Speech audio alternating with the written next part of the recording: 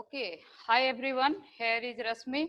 हम लोग आज के इस क्लास में कुछ अच्छा सीखेंगे और वो है फंक्शन ओवरलोडिंग। ये लेक्चर सभी बच्चों के लिए इम्पोर्टेंट है जो पहले से पढ़े हुए नहीं है फंक्शन ओवरलोडिंग और जिन्होंने पहले से पढ़ लिया है ओवरलोडिंग, दोनों के लिए ये इम्पोर्टेंट है। इसलिए आप हमारे साथ बने रहिए।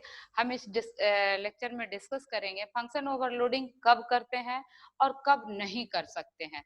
दोनों ही बातें को विथ एग्जांपल हम लोग समझेंगे। अच्छा, खास बात और ये है कि आपको मैं बता रही हूँ कि function overloading is a feature of C plus plus language, it is not feature of C language, right. Similarly polymorphism is another characteristic of C plus plus programming language, यानी ऑब्जेक्ट ओरिएंटेड लैंग्वेज। अब देखिए, polymorphism की बात यहाँ इसलिए मैंने कर दिया क्योंकि पॉलीमॉर्फिज्म भी इसी ओवरलोडिंग के वजह से सपोर्ट करता है आपके सी प्लस प्लस लैंग्वेज में। तो आप बोलेंगे ये ऐसे कैसे, तो उसका वजह ये है कि जैसे कि आपको पीछे जस्ट इसके पीछे वाले वीडियो में मैंने बताया था कंस्ट्रक्टर ओवरलोडिंग। तो कंस्ट्रक्टर ओवरलोडिंग भी इसी से इन्फ्लुएंस हुआ है फंक्शन ओवरलोडिंग में। ये है क्या, तो आपको समझ में आया है कि जब सेम नाम का फंक्शन, हम एक ही नाम का फंक्शन मल्टीपल फंक्शन जब प्रोग्राम में डालते हैं तो this is called overloading, but with some constraint. वो कंस्ट्रेंट क्या है आपका कि डिफरेंट पैरामीटर होने चाहिए, है ना, कि फंक्शन का नाम समान होगा। ओवरलोडिंग चाहे कंस्ट्रक्टर का हो चाहे फंक्शन का हो, ठीक है, दोनों ही केस में फंक्शन का नाम तो समान होगा, लेकिन जो उसमें पास कर रहे हैं आप पैरामीटर, है ना, that must be different, right. Number of parameter different होना चाहिए, या जैसे एक फंक्शन सम बनाया उसमें एक पैरामीटर आपने दिया, दूसरा फंक्शन सम बनाया उसमें दो पैरामीटर आपने दे दिया, तो ये सम सम सेम नाम क्या होगा, फंक्शन ओवरलोडिंग में एक्सेप्ट हो जाएगा। ये कहोगे कि यस मैम, ये तो हम लोग समझते हैं। तो दूसरी बात क्या हम लोग समझते हैं कि ओवरलोडिंग कब होगा, जैसे नंबर ऑफ पैरामीटर डिफर कर जाए। जैसे आपने सम फंक्शन बनाया, उसमें दो पैरामीटर पास किया, फिर दूसरा सम फंक्शन बनाया, उसमें तीन पैरामीटर आपने पास कर दिया, भले ही वो सेम टाइप का हो, इससे मैटर नहीं करता। नंबर अगर डिफर कर गया पैरामीटर का तो भी ओवरलोडिंग सही है। टाइप डिफर कर गया पैरामीटर का दो फंक्शन में सेम नाम का तो भी ओवरलोडिंग सही है। आप कहोगे यस ठीक है, इट इज गुड। तो अब सवाल उठता है कि कब नहीं कर सकते हम लोग, इसको भी थोड़ा डिस्कस कर लेना चाहिए, है ना, जनरली। तो जब देखो, अगर आप रिटर्न टाइप अगर आप सोचोगे, देखो यहाँ मैंने लिखा है कि डिफर ओनली, आप अगर ये आप नहीं ओवरलोड कर सकते हो अगर आपका रिटर्न टाइप सिर्फ डिफर कर रहा है। जैसे एक फंक्शन आपने बनाया, उसमें रिटर्न सम में रिटर्न कर दिया आपने इंटीजर टाइप, दूसरा फंक्शन आपने सम बनाया और उसमें रिटर्न टाइप कर दिया फ्लोट, और बाकी आर्गुमेंट और फंक्शन नेम सेम है, तो ये ओवरलोडिंग सपोर्ट नहीं करेगा। ध्यान दीजिएगा हमारी बात पर, क्या बोला हमने कि फंक्शन का नाम आपने सेम रखा, आर्गुमेंट भी आपने सेम रख दिया, और आप रिटर्न टाइप डिफर कर रहे हो, तो ओवरलोडिंग सपोर्ट नहीं करेगा। समझ में आ गई हमारी बात। पहले मैंने आपको बताया कि ओवरलोडिंग कब सपोर्ट करेगा, अब मैं आपको बता रही हूँ ओवरलोडिंग कब नहीं सपोर्ट करेगा। तो कब नहीं सपोर्ट करेगा, नंबर वन पॉइंट आपको याद रह गया, क्या याद रहा कि रिटर्न टाइप फंक्शन में अगर दो फंक्शन सेम नाम का हो, उसमें हम डिफर कर रहे हैं, तो फंक्शन ओवरलोडिंग नहीं है। सेकेंड पॉइंट देखिए, कहता है can not overload when same function name parameter type list of any of them are static. ठीक है, जैसे ये क्या कह रहा है कि पैरामीटर का नाम आपका सेम है, पैरामीटर का टाइप सेम है, नंबर ऑफ पैरामीटर दो फंक्शन में सेम है, फंक्शन का नेम भी सेम है, लेकिन उसमें एक का टाइप स्टैटिक आपने लगा दिया और दूसरे का नहीं लगाया, तो भी आपका ओवरलोडिंग सपोर्ट नहीं करेगा। जैसे सम आपने बनाया, उसमें इंटीजर आर्गुमेंट आपने डाल दिया, फिर एक सम फंक्शन बनाया, उसमें भी इंटीजर डाला, बट इस बार आपने स्टैटिक इंट लगा दिया, तो ये ओवरलोडिंग सपोर्ट नहीं करेगा। याद रहा, रिटर्न टाइप डिफर होने से ओवरलोडिंग सपोर्ट नहीं करता, स्टैटिक लिखने मात्र से ओवरलोडिंग सपोर्ट नहीं करता। ठीक है, समझ रहे हैं आप, तो मेरे साथ बने रहिए, अच्छी अच्छी बात आप सीखते रहेंगे। फिर तीसरी बात आपने क्या लिखा है, can not overload if they differ only in pointer versus array. अच्छा देखिए, आप एक पैरामीटर, एक फंक्शन में पैरामीटर पॉइंटर दे दिया और दूसरे फंक्शन में पैरामीटर एरे दे दिया, तो भी वो ओवरलोडिंग सपोर्ट नहीं करेगा। समझ रहे हैं ना हमारी बात। तीसरा पॉइंट क्या है, पॉइंटर वर्सेस एरे। पॉइंटर आपका आपने पास किया और एरे आपने पास किया, तो वो सपोर्ट नहीं करेगा। ठीक है, आप परेशान मत होइए, एग्जांपल भी मैं लूंगी। पॉइंट एक बार आप अपने दिमाग में पहले रख लीजिए। और फोर्थ पॉइंट आपका क्या है कि can not overload when they differ only in presence और एब्सेंस ऑफ कांस्टेंट। जैसे आपने एक इंटीजर पैरामीटर पास किया एक फंक्शन में और दूसरे फंक्शन में इंटीजर कांस्टेंट आपने पास कर दिया, तो कांस्टेंट कीवर्ड होने मात्र से आपका ओवरलोडिंग सपोर्ट नहीं करेगा। अब इसी में कोई बच्चा बोलेगा कि मैम इंटीजर एक हमने पास किया दूसरे में कांस्टेंट फ्लोट कर दिया, तो क्या ये सपोर्ट करेगा? तो ये करेगा। ये इसलिए करेगा क्योंकि एक में इंटीजर डाला और एक में आपने फ्लोट डाला, इस कारण वो करेगा।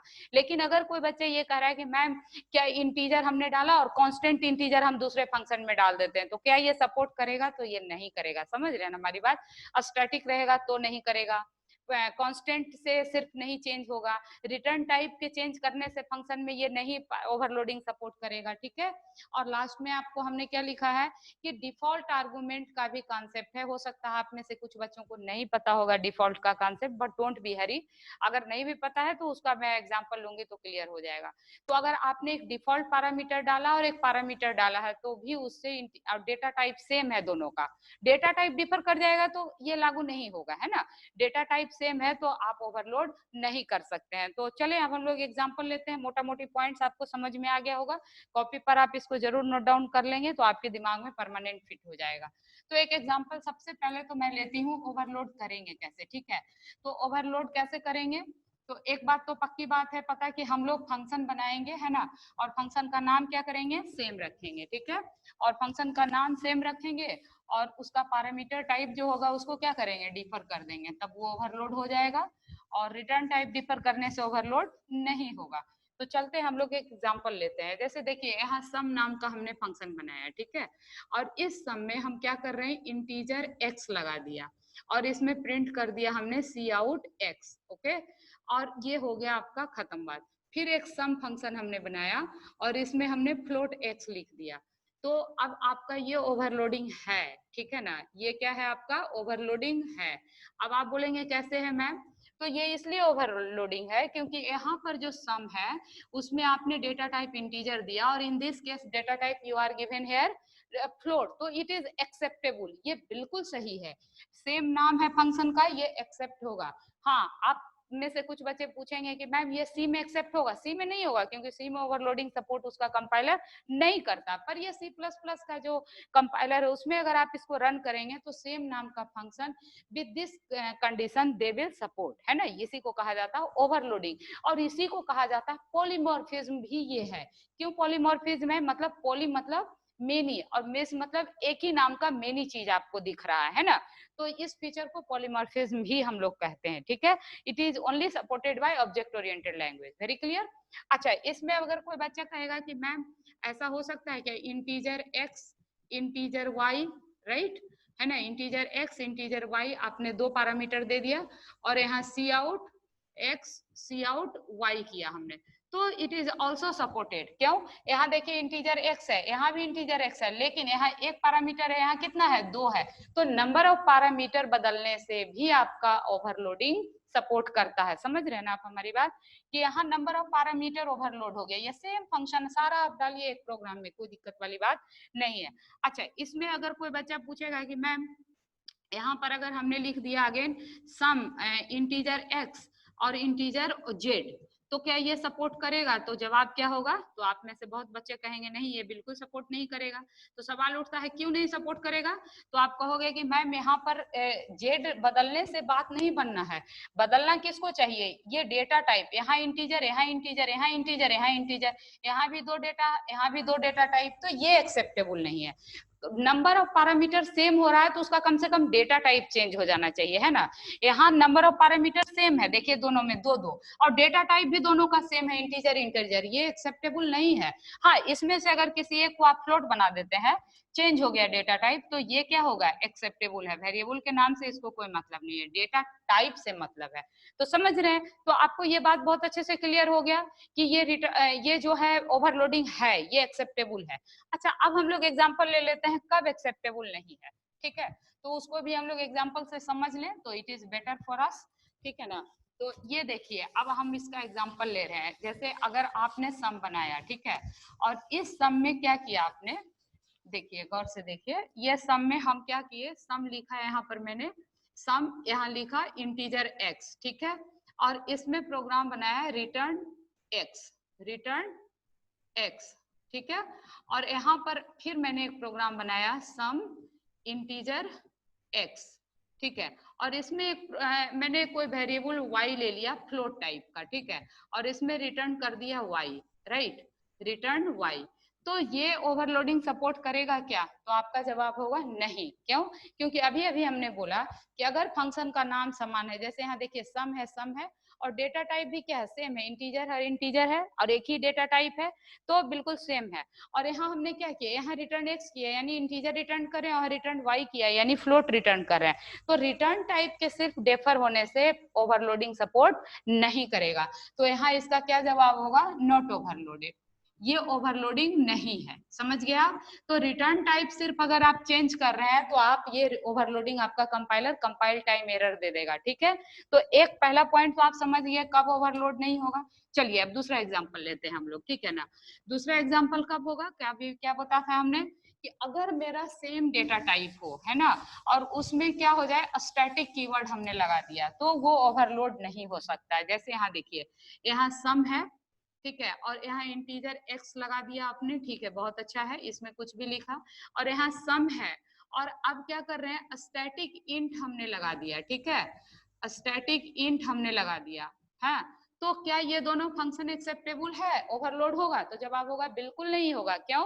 क्योंकि स्टैटिक तो ठीक है, लेकिन ये डेटा टाइप देखिए इंट इंट सेम हो गया और नंबर ऑफ पैरामीटर भी सेम हो गया। कम से कम नंबर ऑफ पैरामीटर तो डिफर होना चाहिए या डेटा टाइप डिफर होना चाहिए। कहना ये है कि ये स्टैटिक कीवर्ड अकेले ओवरलोड कर नहीं सकता है जब पैरामीटर का टाइप क्या हो, सेम हो, और नंबर ऑफ पैरामीटर भी दोनों फंक्शन का सेम हो और फंक्शन का नाम भी सेम हो, तो ये ओवरलोड नहीं करता है। तो आपको एरर दे देगा, कंपाइल टाइम एरर दे देगा। तो निश्चित आपको अच्छा लग रहा है लेक्चर, आप देखते रहिए, अभी और अच्छी बात आप सीखेंगे।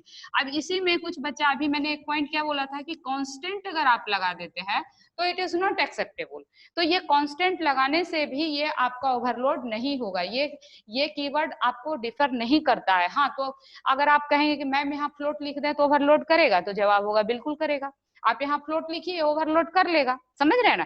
तो इस तरह का फंक्शन अगर आप C++ में बनाते हैं तो इन बातों को अगर आप ध्यान रखते हैं तो कंपाइलर एक्सेप्ट करेगा, और अगर इस तरह से कांस्टेंट लिख दीजिएगा तो कंपाइल टाइम आपको एरर दे देगा। यहाँ फ्लोट लिख दीजिएगा तो वो एक्सेप्टेबल होगा। तो तीसरी बात आप समझ गए कि ओवरलोडिंग कब सपोर्ट नहीं करेगा। चौथी बात को भी देखिए। चौथी बात में आप क्या समझे कि अगर ये पॉइंटर टाइप वेरिएबल है, पॉइंटर टाइप वेरिएबल क्यों है, क्योंकि यहाँ स्टार ऑपरेटर लगा दिया। हमने सी में बहुत कुछ पढ़ाया।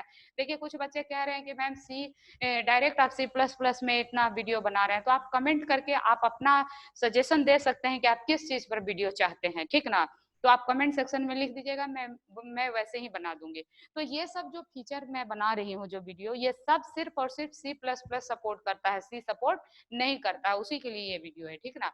तो यहाँ अगर आपने पॉइंटर बनाया और ये जो है एक्स जो है ये क्या हो गया, आपका एरे टाइप है, तो ये ओवरलोडेड नहीं होगा, ठीक है ना। ये अब ओवरलोडेड क्यों नहीं होगा, क्योंकि यहाँ देखिए डेटा टाइप दोनों का सेम है, नंबर ऑफ पैरामीटर भी सेम है। तो आपको क्या बोला गया है कि पॉइंटर वर्सेस एरे जो होता है वो ओवरलोडिंग सपोर्ट नहीं करता है। फिर अगर आप में से किसी बच्चे का सवाल होगा कि मैम यहाँ डेटा टाइप बदल दें तो होगा क्या, बिल्कुल होगा। अच्छा, कोई बच्चा बोलेगा कि मैम ये इंटीजर ही रखे हैं, एक और पैरामीटर डाल दें तो होगा क्या, तो बिल्कुल होगा, लेकिन इस कंडीशन में नहीं होगा, ये ओवरलोड नहीं होगा। समझ रहे हैं ना हमारी बात। तो लास्ट और आखिरी बात क्या है, डिफॉल्ट पैरामीटर। तो डिफॉल्ट में क्या होता है ना कि देखिए डिफॉल्ट का कंसेप्ट ये है कि इसमें आप वैल्यू भी दे देते हैं, ठीक ना। कि जैसे अगर आप यहाँ पर वैल्यू दे देते हैं और पैरामीटर जब फंक्शन कॉल करिएगा, जैसे इसको फंक्शन कॉल किया जाता है ऐसे, मान लीजिए एक ऐसे कॉल किया और दूसरा कॉल क्या किया आपने, 10 डाला, तो इसका मतलब डिफॉल्ट पैरामीटर में क्या होता है कि जब आप यहाँ कुछ भी वैल्यू नहीं पास करिएगा तो ये x = 5 ले लेगा, ठीक है। और अगर आपने 10 पास किया तो ये वाला फंक्शन मतलब 10 ले लेगा, ये 5 नहीं लेगा बल्कि उसकी जगह क्या लेगा, 10। तो डिफॉल्ट पैरामीटर तब काम करता है जब आप उसमें पैरामीटर पास नहीं करते हैं, तो वो अपने से वो वैल्यू इसको ले लेगा, ठीक है ना। और जैसे अगर ये इसमें पास नहीं किया तो ये वैल्यू ले लेगा, और अगर सेम फंक्शन को कॉल किया इस तरह से तो ये 5 को इग्नोर करेगा और 10 ले लेगा इसके जगह पे। तो ये फीचर भी सी प्लस प्लस का ही है। डिफॉल्ट पैरामीटर का कॉन्सेप्ट भी सी में नहीं है, आपको सी प्लस प्लस दिया है। ठीक है, तो मैंने आपको ओवरलोडिंग के साथ सी प्लस प्लस का डिफॉल्ट पैरामीटर कॉन्सेप्ट बताया, पॉलीमॉर्फिज्म बताया, और ओवरलोडिंग तो बताया ही बताया। तो अब यहाँ बात क्या है कि इस तरह से अगर आप एक और फंक्शन यहाँ ऐसे बना देते हैं और आप सोचते हैं कि इस केस में इसको कॉल कर ले, इस केस में इसको कॉल कर लेगा, इस केस में ऐसे कॉल कर लेगा, तो ये गलत है। ये आपका नॉट ओवरलोडिंग है। ऐसे अगर आप बना देते हैं तो आपको एरर देगा, कंपाइल टाइम एरर देगा। लेकिन अगर इसी में ये फंक्शन में हटा दूं और सिर्फ ये फंक्शन में रहने दूं और आप मेन से इसको सम को कॉल करेंगे तो ये फंक्शन एब्सोल्युटली काम करेगा। इस केस में x 5 प्रिंट करेगा और इस केस में x आपको 10 प्रिंट करेगा। तो उम्मीद है आपको हमारी बात समझ में आ गई होगी। अगर नहीं भी आई होगी तो प्लीज वीडियो को रिमाइंड करके दोबारा से देखिए और उसको कॉपी पर नोट डाउन कीजिए। This is very good and very important feature of C++ language. ठीक है, अगर कुछ और वीडियो आप चाहते हैं इससे संबंधित तो आप प्लीज कमेंट सेक्शन में जरूर लिखिएगा, और नहीं तो अगर लेक्चर समझ में आया तो एटलीस्ट कमेंट में वाई जरूर डाल दीजिएगा। चैनल सब्सक्राइब नहीं किए हैं तो सब्सक्राइब कर लीजिएगा। बाकी के लिए आपको धन्यवाद। वीडियो हमेशा देखते रहिए। मैं फिर बहुत जल्दी आपके साथ कुछ नए वीडियो के साथ मिलूंगी। ठीक है, thank you, take care, bye.